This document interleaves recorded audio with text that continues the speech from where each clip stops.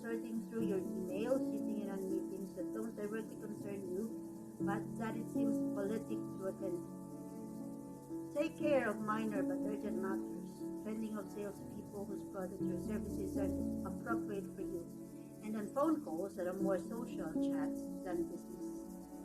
Are there colleagues who take up 80% of your time but give you less than 20% of value? However you define it, it's time to ration their access to you and give more time to those who contribute more value.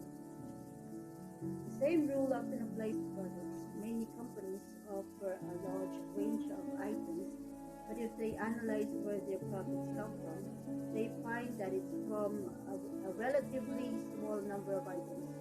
This may be because those items sell in largest quantities or because they have the largest market. Service businesses may have a large number of clients, but they find that most of their profits come from a relative few. They probably also find that 20% of their clients or customers account for 80% of the time-consuming questions, minor complaints, and last-minute changes. What's more, the 20% who provide the most value usually are not the same 20% who create the most problems. Businesses that have fired their most difficult clients often find that it frees them up to make more money, not to mention the reduction in stress and aggravation. The principle even applies in some aspects of your home life. Most likely you wear 20% of your wardrobe 80% of the time, and about 20% of your carpet gets 80% of the wear. 80% of your arguments with your spouse or partner are probably caused by 20% of the total topics about which you disagree. For most couples, these are money, who does the domestic chores, and issues about child raising. Eliminate the power of the negative 20%. So far, we've been looking at actions that result in positive outcomes, but the 80-20 principle applies to the negative as well. For example, about 20% of criminals commit 80% of crimes. This is why New York's zero-tolerance policy was effective. Turns out that the people who were taken off the streets for committing minor crimes were also the ones who had been committing major crimes. A common negative business example one encounters with a rude or clueless customer service representative may amount to a very small portion of our interaction with the company and its products. Yet, it can be enough to color our entire perception. In our personal lives, sometimes, what we do 20% of the time or less creates 80% of our unhappiness. For instance, someone might spend a small amount of time picking fights with their spouse, but it might contribute a large proportion of their unhappiness the rest of the time. Naturally, in the case of negative actions, we would seek to reduce the 20% instead of increasing it. In most cases, though, the best strategy is to spend so much time doing the things that give us positive results that they drive out the negative ones away anyway. People who are leading truly productive, enjoyable lives usually lose interest in the negative activities in which they used to indulge. Why it's important to focus on the positive. Why? Catherine D. Kramer, a psychologist who has written the book Change the Way You See Everything, points out that 80% of the time we tend to be alert for what's not working, whereas research has shown that focusing on what we do well is the key to accelerating progress. Why do we focus on the negative? Because we are trained to. She points out that up until we are 3 or 4 years old, just about anything we do is greeted with applause and appreciation by the adults in our lives. But when we get to school, the focus changes to what we are doing wrong, and it stays that way right through further education. You can choose what you think about, and it is far more productive to focus 80% of your thinking on your strengths and what's working well in your life and what potential is in other areas. You are used to emphasizing the negative. It can take a while to change that habit, but there there are ways you can help move yourself to a more positive orientation. Right. So here are the ways. First, every morning when you wake up, take a minute or two to remind yourself of the things in your life for which you are grateful. Also think about the things you are looking forward to that day. I'm gonna do this. Second, throughout the day, when something goes well, take a moment to register it. These do not have to be major achievements. For example, it might just be a phone call that you handled skillfully or a question you were able to answer for a colleague. This may sound trivial, but how many trivial negative things do you normally notice in a day? By noticing the good ones, you restore a balance in your thinking. Third, also notice what other people are doing that is positive and beneficial and take the time to compliment them for it. Bad managers tend to note only the times when a subordinate gets it wrong. Good managers know that the best way to train people is to reinforce effective behavior. Fourth, at night, briefly go over the events of the day. For both the positive and negative, consider what you learned from them. If something did go badly, how will you handle a similar situation next time? The personal development saying that there are no mistakes, only learning experiences may sound naive, but there is an element of truth to it as well. This change in your way of thinking may in fact be the most important aspect of implementing the 80-20 rule, because it's difficult to change negative behavior without first changing negative attitudes.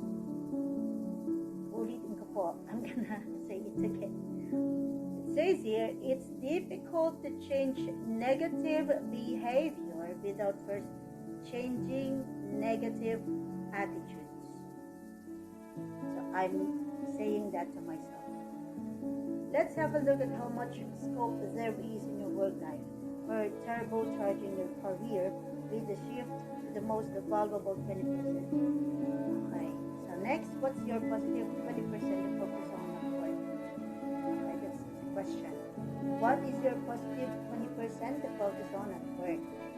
Take a moment to think about how the 80-20 rule applies to you in your work life. What's the most productive thing you do in your work life? Now, estimate how much of your time you spend actually doing that one thing. I put this question to executives, artists, children's entertainers, teachers, doctors, and generally they have said they spend only from 10 to 20% doing the most productive tasks. Naturally, that means the majority of their time is spent on things that produce less value. Here's the fact that reveals why so many people never go beyond the average. Most of us are wasting our valuable time. I think so. The implications of the 80-20 rule are simple, and they apply right across the board. You can spend more of your time on your key 20% of activities. You'll be much more productive and most likely make more money. Okay, so there's a note here, and it says you can apply the 80-20 principle to your work environment. Are the things you need 80% of the time? Example, stapler, current projects, folders, tape. Within your reach? Or is your desk cluttered with things you see less than 20% of the time? Rearrange the items as necessary. Yung mga hindi organized yung site mo, totoo yan. Sometimes, we spend a lot of time searching for things that we need na hindi reachable. Kung nakalagay yun sa ating table, halimbawa sa mga office, mga desk, kasi ang aking table masyadong malaki, so lahat naman ng gamit ko dito na reach. Okay, and I'm alone, so there's no problem with that. The process is also simple. Identify your top 20% of activities and do more of them, which means, of course, doing fewer of the not so profitable 8%. Later, we'll look at the best ways to get rid of those less valuable activities. Okay, so that's the best advice we can actually take from this book. Identify your top 20% of activities and do more of them. Okay. The first step is looking at what you're doing now. So, first activity. We need to look at what we are doing now. Below, write the 10 tasks of 4 activities that take most of your time at work. Naturally, these will vary depending on what you do for a living. Examples might include writing reports, attending meetings, make sales phone calls, or checking the internet for relevant news. Don't go by your job description or what you intend to do, but what actually takes up your work time. Well, I only do YouTube. So, this book has